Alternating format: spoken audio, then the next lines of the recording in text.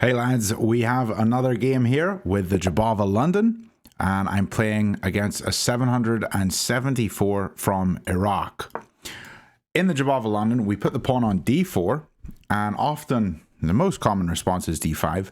The second move is knight c3, and the third move is bishop f4. So this is hopefully going to be the starting position to a Jobava London. Now you might see some strange gambits, some other moves that might make us not play the bishop immediately out to f4, but more often than not, these are the first two moves you'll see. Bishop comes out to f4.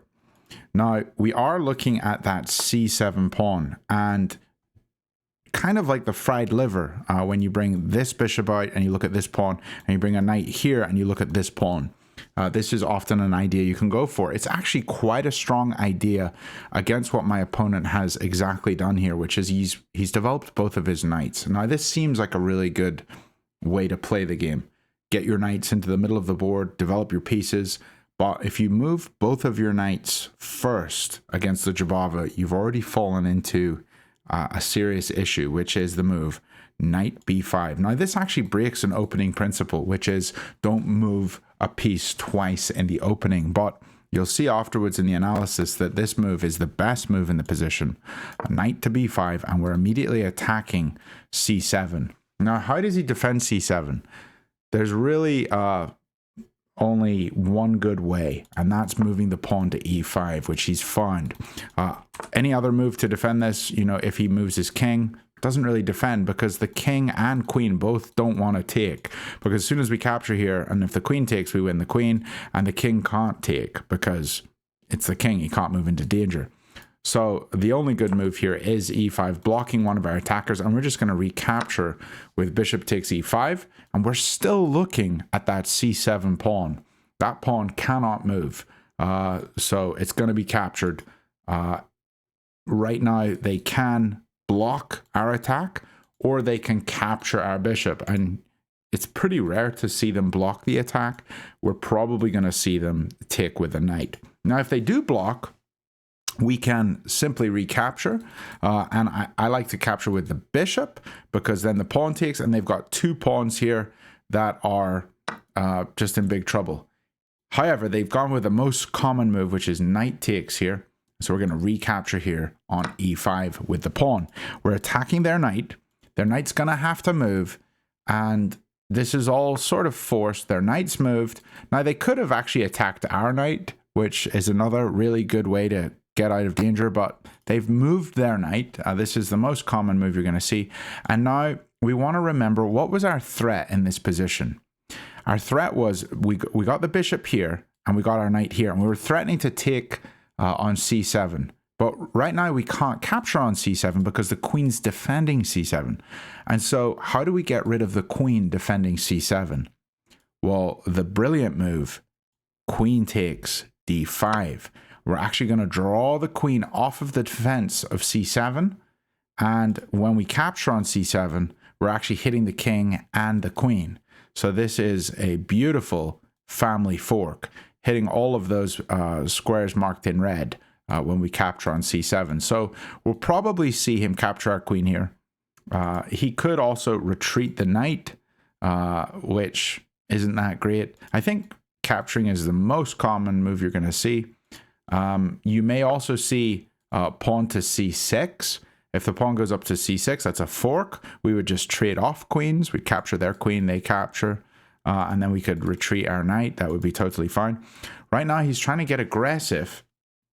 And I don't think I've ever seen this move before. And when you see a move that you've never seen before, you often need to take a bit of time and say, well, why is this a bad move? Right now, I'm attacking their knight, and it's defended by the queen. So maybe what I could try is remove the defender, so just attack the queen. And then they have two pieces in danger. If I attack the queen, they can move to g4. So don't know if that works. So attack the queen, they move to g4, then we go with f3, and we're attacking the queen and the knight. So that looks very good, and I think it works. Then they could pull back and we just take the knight.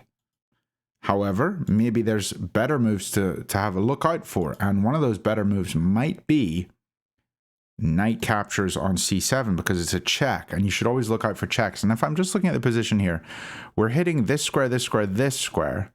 And so if we check, the king is forced to this square. And this would be checkmate if the knight wasn't here. But maybe we have, do we have any other checks? So check, they're forced here. We can't check here because our queen's on this square. And we can't checkmate them. So I think I'm just going to give up on this move. It looks like a good move, but I don't think it wins for us yet. Now we could try this. They move over, and then we could check, and they move the king up, and then we could go for f3. And if the knight moves, I mean, the queen will have to move in that position, but if the knight ever moves, we can just checkmate here because the bishop will be blocked. I think I'm gonna try the move g3. I think we'll go for this. Is there anything I have to be careful about? Bishop b4. I can play c3. I think we're fine. Yeah, let's play g3. And now his queen's in danger, so I'm assuming he's going to have to move his queen. Now, we will check in the analysis after this because this is a blunder run, so sometimes I do mess up. So it is very possible that I mess up. If you do like these videos where I explain my thoughts and I try to talk through what I'm doing, there are more free videos on my Patreon that haven't been published to YouTube on this series. So do go over there and check them out. I will be releasing more on there. So you can just become a free member. But yeah, he's gone here for this this check, which looks good. But I'm actually covering this square with the knight and the pawn. So probably I can just defend. And now he's going to have 1, 2, 3 pieces in danger. So I'm going to play c3. His bishop's in danger. His knight's in danger. His queen's in danger.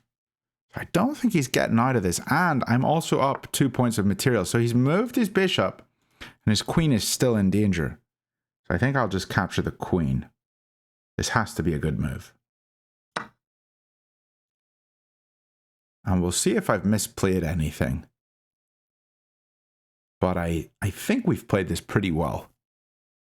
Now, unfortunately, I can't go for this check anymore because the bishop's defending.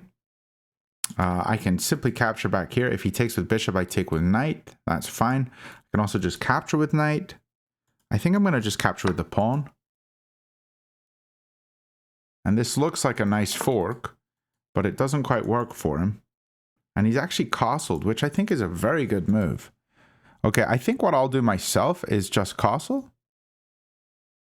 Because I'd like to get out of this pin.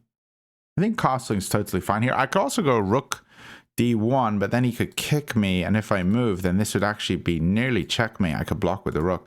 I'm just going to castle. I think I'm up so much material that probably whatever I do is going to be winning. But I'll still try to play accurately here. So he has this fork, which I suppose is annoying, is it?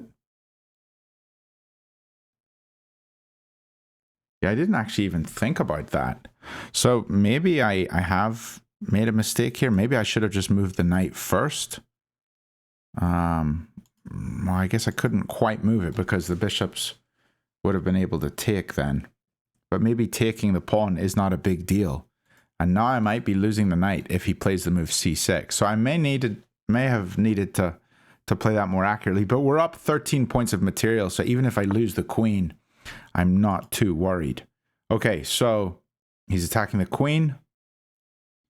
Let's just move the queen. I think this square is as good as any. And now he doesn't have this fork. I think this looks fine. So queen e4, looking at the h7 square, maybe I can play e3 and play the bishop up and look for checkmate. Okay, he's threatening to take my rook, but I'm threatening something greater, which is checkmate. So he needs to defend my threat. And he's making some good moves here. I actually have a check here. I go for this check. And then he moves the king. That's actually quite a good move, but I have en passant, which is a move I often don't think about. So if a pawn ever moves forwards 2 squares and is beside one of your pawns, you can actually capture it. So I think we'll just capture here, and we're still maintaining this threat, which is no longer checkmate. So maybe he'd be able to take the rook. If he takes the rook, check here, and maybe I could just come here or something. I'm not entirely sure. Okay, but I'm definitely going in for the check. This whole game's just been a bit crazy and chaotic. And now I should probably save the rook. I also have a check here.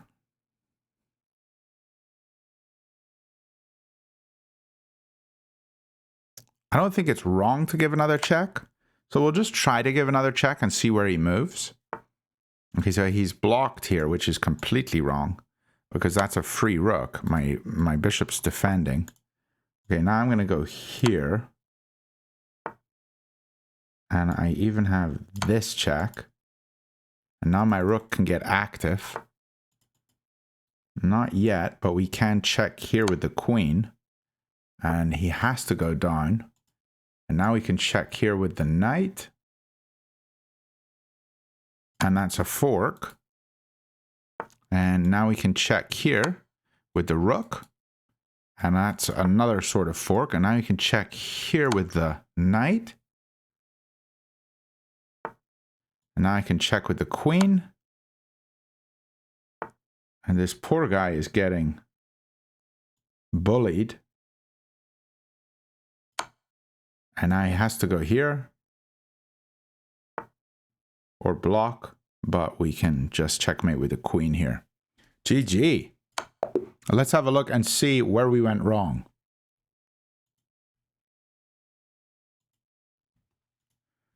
So we played with an 86.3. We had 2 inaccuracies and a miss. So let's just flick through those moves real quick.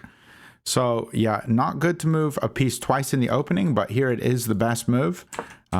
We just capture, knight has to move, or play, like I said, the move a6, which is not very common for them to find. Usually if you attack a piece, the first human reaction is just to move that piece and not go on the aggressive and attack another piece. I hate that sound effect, but chess.com has added it. Here, yeah, he could have attacked this piece again and we would have had to retreat or take here. But he moved the queen, which was not completely correct. Apparently taking first with check and then castling and just ignoring everything. And maybe we're threatening some kind of checkmate here. Yeah, so like if he, let's say he takes here or something, this might be checkmate.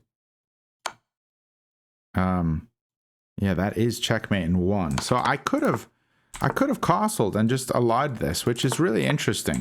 Didn't think about that, but I think the moves we played still were totally fine. Grabbing the queen, taking back with the knight got out of the fork, so that would have been better.